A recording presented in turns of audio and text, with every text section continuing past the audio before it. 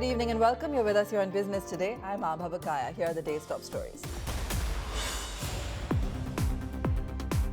All roads will lead to Greater Noida next week. Auto Expo is back after a 3-year break. Electric cars to charge the atmosphere. We bring you the top attractions.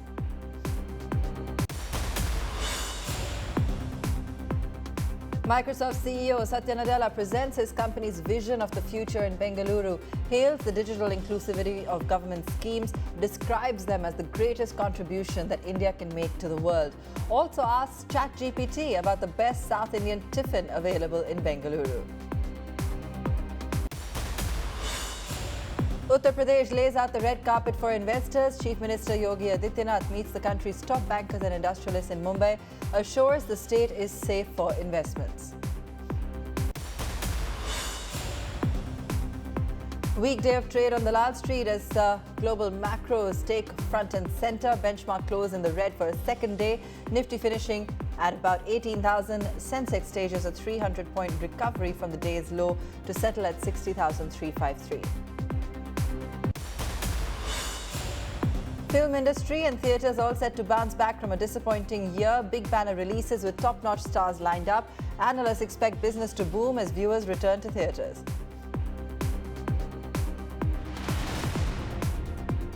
From electric cars and new SUVs to scooters and sports bikes, this year's Auto Expo promises to showcase the very best in the automotive industry. Returning next week after a gap of 3 years, the Automotive Bonanza promises the very best to the auto enthusiast as well as the industry.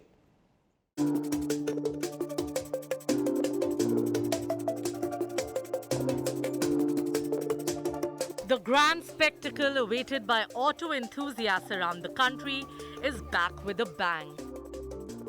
Having skipped a year in 2022 due to COVID, preparations have already started for the biggest auto exhibition in South Asia.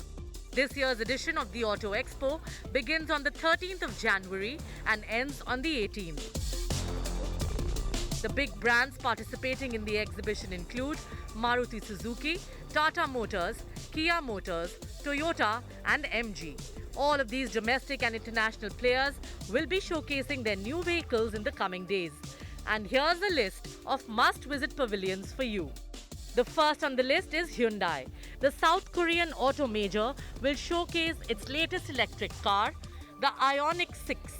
This third electric vehicle from Hyundai is seen as a direct competitor to EV market leader Tesla. This electric sedan is a full-size car which comes with 2 battery-size options ranging from 228 to 320 horsepower. The car can travel up to 600 kilometers on a single charge. The much-anticipated Tata Avinya will be unveiled at this year's Auto Expo at Tata's Pavilion. Along with Avinya, Tata will also showcase its second-generation mid-size coupe SUV Curve, expected to go on sale next year.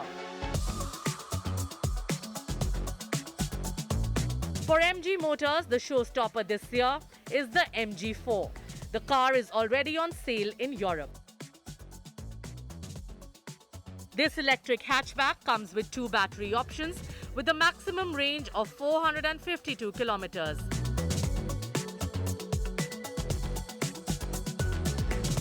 Kia, meanwhile, will continue its SUV focus with the premium Sorento.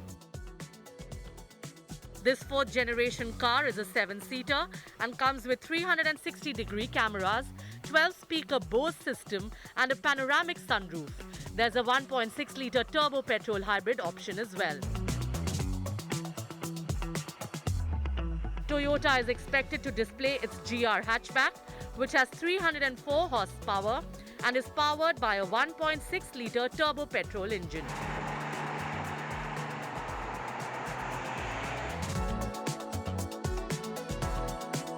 Maruti, meanwhile, is expected to take the SUV path with the much-awaited Jimny.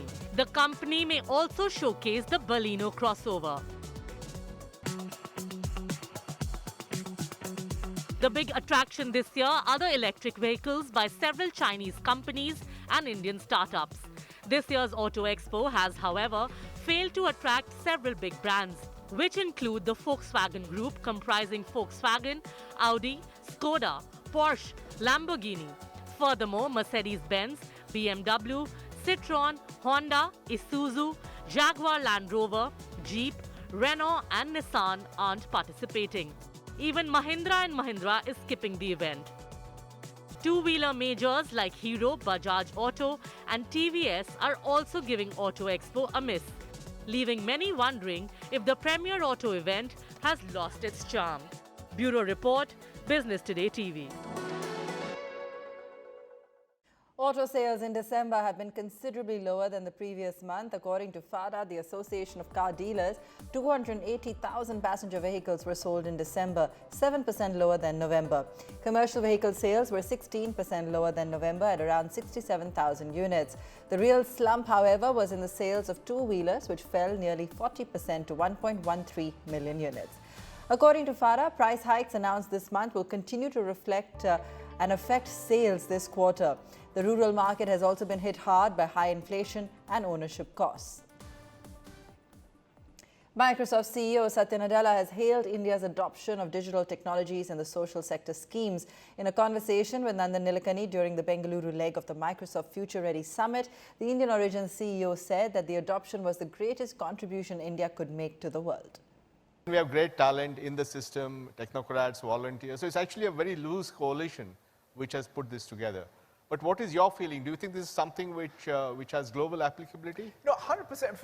First of all, I think that I had a chance even to have a brief conversation about this with the Prime Minister yesterday. To your point, his vision and even all the programs, the yojanas, and India Stack. In fact, the thing that I'm realizing is it's the magic of India Stack, because everything needs a feedback loop. That's right. It's the yojanas and the policies and the technology stack co-evolving. That's right. That's just a virtuous cycle that is unlike anything I've seen, and it's just tremendous. And to your point, I absolutely think both of these as perhaps the greatest contributions that India can make to the world, quite frankly. When I think about it, the idea that there is a digital public good is great. But there's a digital public good, but I'll even call it some sort of new ways to use them to make it possible for every society and economy to be more inclusive, right? Exactly. Which is, what is it that I learn in India every time I come? It goes back to even that thing I was talking about, Bhashini. Exactly. Which is, it's the common man able to use the greatest technology to do something that is useful to them. And it's not about tech for tech's sake. And that, to me, is what I think India can contribute, which is, I think, it's the age of celebration of technology for technology's sake is over. It's about really thinking about technology and its use for everyone in the world. And that, I think, can be the greatest contribution. Great. Thank you. And speaking of that, maybe on top of the digital public goods, Nandan, the other thing that's happening, of course, is all the entrepreneurial energy. We are, after all, at the capital of India's entrepreneurial energy. How do you think about that? Like, what are you most excited about as someone who was the originator of it all? Well, we had the original startup at Infosys. So. But I think what I'm actually fascinated, because in 2016, we had 1,000 startups. Today, we have 90,000 startups. It's like unbelievable. And my own journey in this, I feel like Rip Van Winkle, because in 2014, I came back after the Aadhaar project, and I live in Koramangala, which I didn't realize is the epicenter of this stuff. So I used to go for walks, and every small house would have some signboard, and bleary-eyed guys coming out at 6 in the morning after doing an all-night session. So I realized there's something afoot. And I think it's amazing, the energy, the startups, the kind of innovations. I meet young people with huge ambition and excitement. And many of the digital public goods that we have created actually enable a lot of this. I mean, Jio was able to scale up to 1 million customers a day because they use Aadhaar eKYC.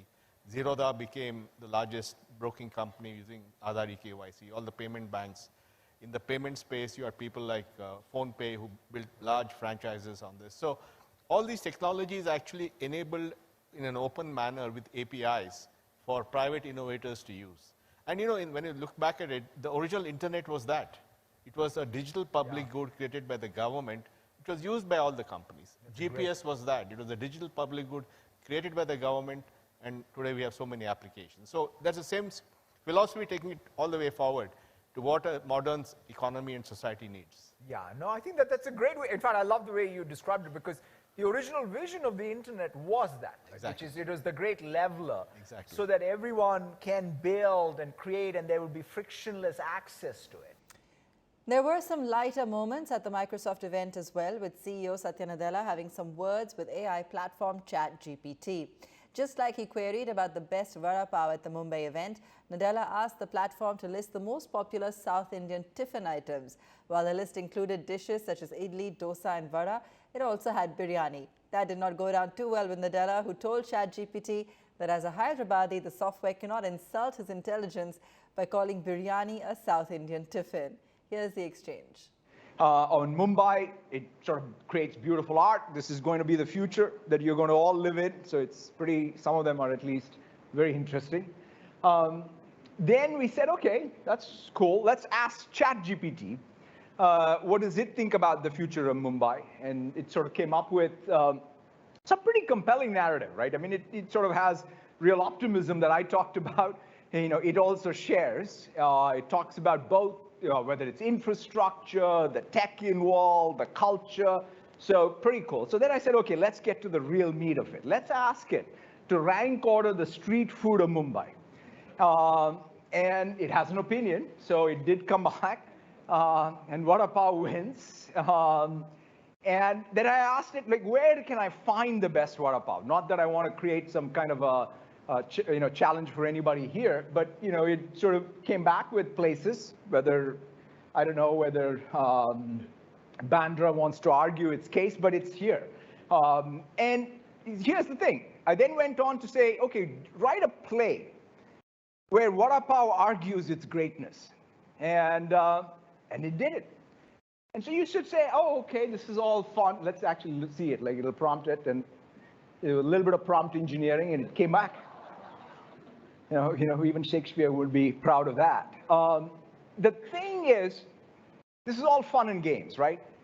But think about what you just are seeing. You're seeing the emergence of a new reasoning engine.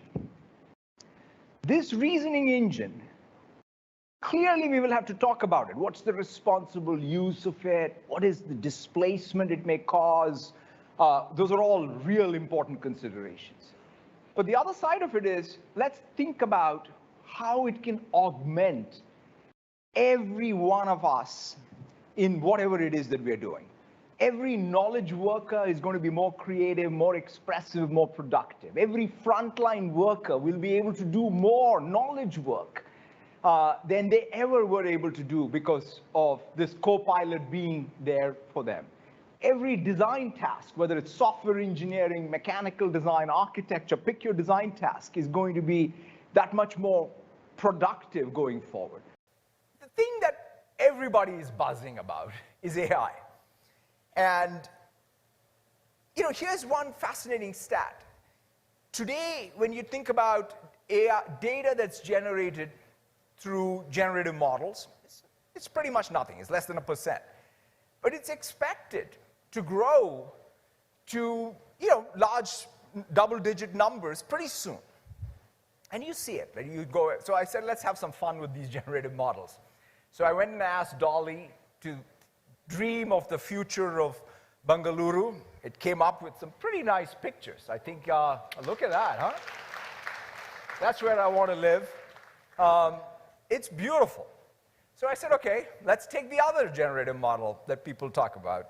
Let's ask it about the future of Bangalore. So we went to ChatGPT and said, give us, what do you think is the future of Bangalore? It had a lot of nice things to say about all of you folks, let me tell you. You're all brilliant, you're all great, except you got to solve the traffic problem. But it is beautiful. Like, it sort of at least has a lot of optimism for what's going to happen. So then I said, okay, let's really ask it the question. What about the South Indian tiffins? How would you rank order them? So it came back with all of these things that I wish I could have for breakfast every day. And then I said, for some reason it thinks biryani is a tiffin. But the last time I checked, it was not, but you know, I love biryani too, so I kind of gave it the prompt, I don't think so, and then it apologized to me very politely and said, as a Hyderabadi, you can't insult me by saying, you know, biryani is a tiffin. and then so I said, okay, why don't you write a play where the idli argues against the dosa as to who is the better tiffin in the world? And it did it. And then I said, why don't we make it a Shakespearean play? And it went on and brought out the best of Shakespeare in South Indian tiffin genre. So, I mean, it's all fun. It's just fascinating to see how these generative models are capturing the imagination, right? So the question is, what is all this? To me, what it is it's a reasoning engine that I think we can use as frontline workers, as knowledge workers, as any professional doing any design task, any creation task, to truly have this be a co-pilot that helps us do whatever task we are setting out to do more creatively, more productively, bring out more ingenuity, break down some of the barriers, the learning curves for every one of us. So I think it's a golden age. It depends, there will definitely be unintended consequences that we will have to guard against. So AI ethics, AI safety, alignment with human preferences, these are huge topics. Uttar Pradesh is laying out the red carpet for the industry in Mumbai. On a two-day trip to the nation's commercial capital, Chief Minister Yogi Adityanath met with top bankers and industrialists. He invited them to invest in the state, citing various industry-friendly measures taken by his government. The hard sell comes ahead of the three-day UP Global Investor Summit scheduled to be held from the 10th to 12th of February.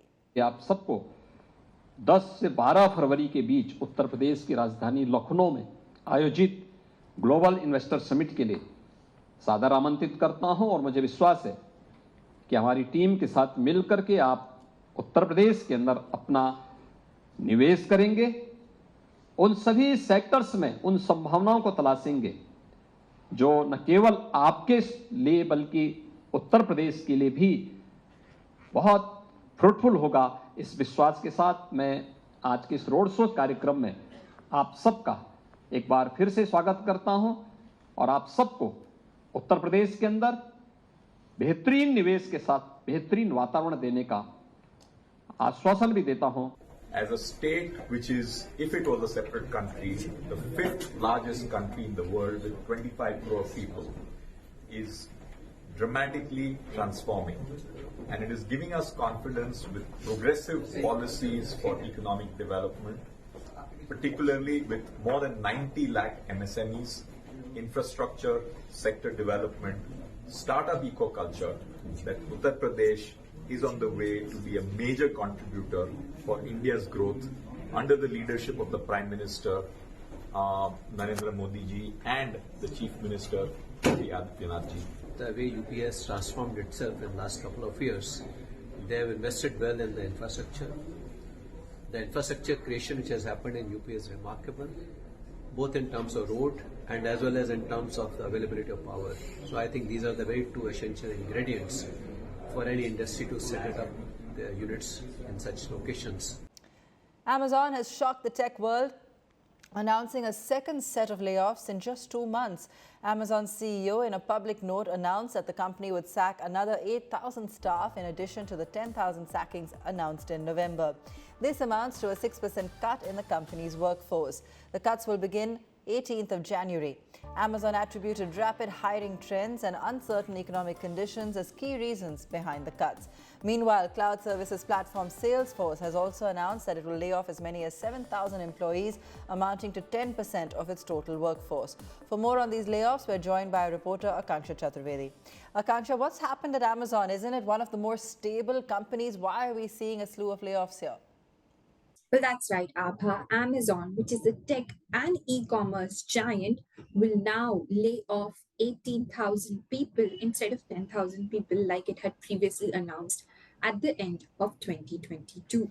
CEO Andy Jassy sent out a note to employees saying that the company would have a downsizing round in which 6% of its workforce would be asked to let go. Amazon employs roughly 3 lakh people. It's worth noting that the roles that would be made redundant in this downsizing round would be in admin, in HR, in the warehouses, as well as on the e commerce side of the brand. Interestingly, Amazon would also be taking up a $8 billion worth unsecured loan from some of its creditors. This loan would mature in the next 364 days, and it could extend to the next 364 days, making the whole time period around 2 years. It's interesting to note that Amazon has been trying to cut costs. The CEO says that this is because of the economic uncertainty in the macroeconomic environment. So how far is the contagion spreading in the tech sector, Akanksha? Well, yeah, Amazon is not the only tech company that is trying to cut costs. Previously, as Business Today has been reporting, companies like Salesforce, Microsoft, Twitter, Meta, even Google are trying to reduce its workforce. It's interesting to know that all these companies are trying to target their operations which are not productive as of now, which are not profitable. And that is how these companies are trying to brace for the economic slowdown that might come in 2023, as many experts have been telling us so far. All right, thanks for that, Akanksha. While the market started 2023 on a weaker note, Complete Circle Consultants Gurmeet Chadha believes that a few banking names can outperform on the back of a strong credit cycle and advises investors to stick with stocks with strong earning visibility and fundamentals. Here's an excerpt from the conversation he had with my colleague Sakshi Batra. Top three themes, Gurmeet, if you could share, which you believe will be, outperforming in the year 2023, come what may. We do not know whether the recession will hit, how hard will it hit, and for how long will it hit for. Will there be other concerns that will emerge? Obviously, nobody knows the future. But come what may, some of these sectors or themes that you believe this is the time that one should be focusing on. I think financials, will continue to do well, especially banks. We should not get carried away seeing the rally in some of the mid-sized PSU banks. I think people tend to forget other metrics and only focus on growth. The easiest thing is to increase credit offtake. The difficult part is to ensure NPAs don't go up. And that's why, banks like HDFC Bank, while they haven't done well in the last 2-3 years, but it's a gold standard bank. Last 20 years, the NPA hasn't gone up below 2%. And we've seen all cycles in the last 20 years. So I think stick to large private banks in PSUs, maybe SBI or Bank of Baroda. Amongst NBFCs, I think now there's a sizable correction. So a nice basket of financials will do well. Something like a CDSL, which is also a play on structural savings in India with 11 crore demat accounts, right? And now even insurance depository coming up. So play financials as a bucket. I think this will continue to do well, much beyond 23 as well. I think next few years look very good. Manufacturing, few pockets in manufacturing, especially defense, electronics, textiles now with India trying to do not only just PLI but FTA with Australia and UK FTA likely. And some pockets of chemicals where I think India is likely to be a big beneficiary of both China plus one and now Europe plus one. So manufacturing is the second theme which I think will fairly do well. I think manufacturing share to GDP will go up, and you will also see a lot of people say, and if you speak to foreign brokerages and who manage large money, you will see that this is the year where you see substantial manufacturing base getting shifted to India. Fingers crossed. I hope that happens. And the third theme, in my view, is being a little contrarian in the market where good businesses go through temporary lull periods. So I would go with technology. I know it's under weather, and if you have a slightly more longer view, and if you can probably go little staggered, I think tech offers a lot of value now with the correction which is happening. Okay, so the large caps or the mid caps is what you would prefer? Bottoms up, as I said. So within large cap, for example, in tech, I think Infosys has been a great capital allocator. I mean, returns last year they returned 80% of the free cash flows they made through dividend and buybacks. Last quarter, if you see the update, the cloud revenues were $1 billion, right? Yeah. Led by their Cobalt and cloud facilities. Deal will continues to be good. Yes, there will be some softness in demand and there are pressures, and that's the reason the stocks is down more than 20%. And something in ERD like KPIT or Tata LXC, where we are getting, more long-term contracts related to, let's say, CASE, which is connected autonomous shared electric, the CASE segment. That's all we have time for on the show tonight. Thanks so much for watching.